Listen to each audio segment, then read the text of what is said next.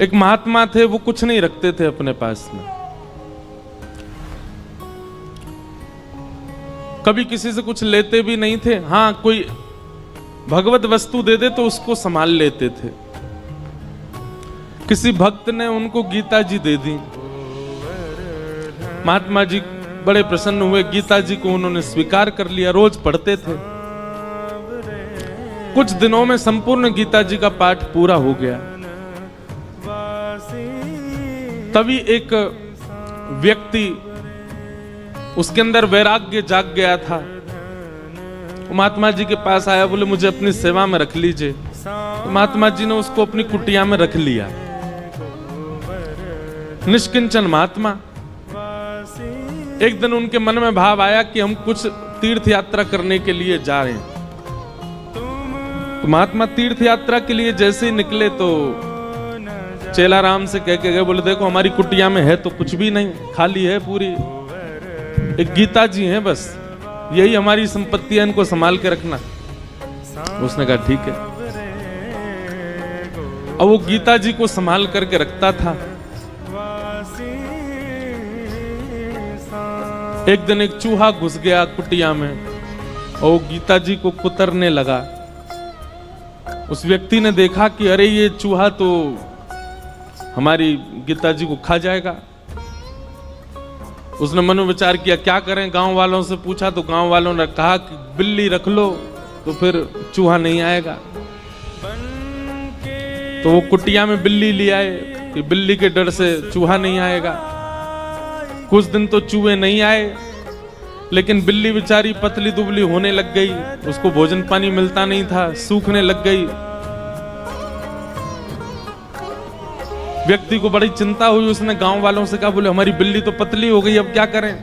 बोले इसको दूध पिलाना पड़ेगा तब हिष्ट पुष्ट होगी। तो क्या करें उसके लिए? बोले गैया रख लो।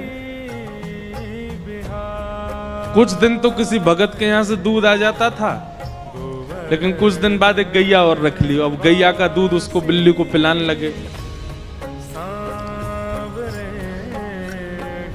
अब महाराज गैया पतली दुबली होने लग गई। अब बोले अब क्या करें? बोले इसके लिए तो भैया फिर एक जो है इसको चारा खिलाना पड़ेगा, इसको भूसा खिलाना पड़ेगा, इसकी सानी करनी पड़ेगी, तब जाकर के सब चलेगा। मन में विचार करने लगे बड़ा दिक्कत वाला काम है, अब उसके लिए क्या करें? तो बोले एक काम करो, एक दासी रख लो, वही घर को संभाल लिया करेगी, वही गैया की सेवा कर दिया करेगी, दूध निकाल के आपको भी पिला देगी, बिल्ली को भी पिला देगी। वो ठीक है, दासी रख ली। दासी से प्रेम हो गया तो उससे ब्याह हो गया। ब्याह होने के बाद में 3-4 बालक हो गए। कुछ महीनों बाद, साल बाद महात्मा लौट करके आए। महात्मा जी ने अपनी कुटिया में जीवन में कुछ नहीं रखा, केवल गीता जी रखी थी। आज जब लौट करके आए तो क्या देखा, बच्चे खेल रहे हैं, गैया बंधी हुई है, बिल्ली और बिल्ली के बालक भी डोल रहे हैं वहां पे।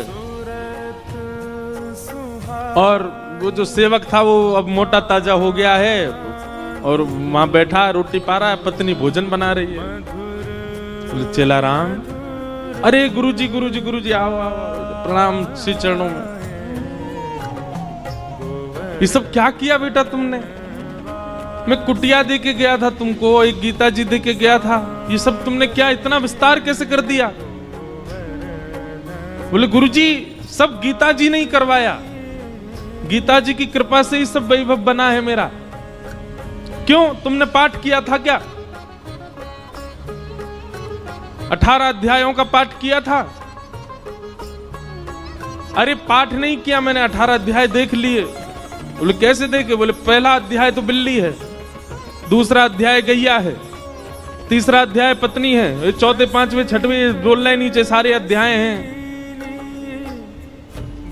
गुरुजी समझ गए। बोले गीता जी केवल रखी थी, पढ़ी नहीं थी, पढ़ी होती तो इतना विस्तार नहीं होता।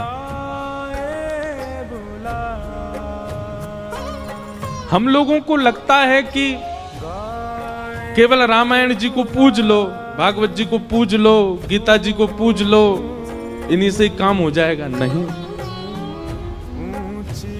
आप उसका स्वाध्याय नहीं करेंगे, उस पर मनन चिंतन नहीं करेंगे, जो आपके मन में विकार हैं, जो मन में आसक्तियां हैं, वो कैसे समाप्त होगी? पैरासीटामोल घर में रखने से बुखार थोड़ी उतरेगा, उसको पाना पड़ेगा। अदरक घर में रखने से गला ठीक थोड़ी हो जाएगा, उसको कूट के उसका रस लेना पड़ेगा। दूध घर में रखने मात्र से चाय थोड़ी बन जाएगी, बनानी पड़ती है। बाजार से केवल घिया, लौकी, तोरई, टमाटर लाके घर में अब तो सब्जी बन जाएगी, कैसे बने? अपने आप बनानी पड़ेगी। सामग्री घर में लाने से कल्याण नहीं होगा, सामग्री का उपयोग करना आना चाहिए। ये भ्रांति फैला दी है हमारे भारत में। मैं अधिकतर जाता हूं इंटरव्यूज में, मुझसे यही पूछा जाता है कि महाभारत जी रखने से लड़ाई होती है घर में। अरे किसने कह दी ये बात? और एक बात सुनिए, आप महाभारत घर में नहीं रखते तो कम लड़ाइयां हो रही हैं आपकी। महाभारत ने तो युद्ध को विश्राम किया है। हमारे शास्त्र कहते हैं यन्ने भारत तन्ने भारत। पूरी दुनिया में आप जो कुछ भी देखते हैं, चाहे वो स्वभाव हो, चाहे वो व्यवहार हो, चाहे वो दोष हो, चाहे वो गुण हो, ऐसा एक भी दोष, गुण, स्वभाव, व्यवहार, क्रिया नहीं है संसार में जो महाभारत में नहीं लिखी हो। सब लिखा है। कई ऐसे व्यवहार हैं जिनका अभी तक प्रादुर्भाव नहीं हुआ, वो हमारे बच्चे, उनके बच्चे देखेंगे। जैसे हमारे दादा परदादाओं ने आज का युग का जो व्यवहार है ये नहीं देखा था। अब कई कई नए नए व्यवहार आविष्कृत हो रहे हैं ना, जैसे जैसे कलयुग आगे बढ़ रहा है। सब लिखा है महाभारत में। और जो महाभारत में नहीं लिखा, हमारे संत जन कहते हैं वो दुनिया में आपको कहीं देखने को मिलेगा ही नहीं। सब कुछ है महाभारत।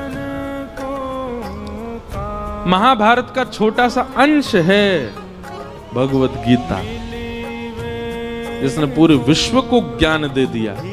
समझो महाभारत कैसा हो।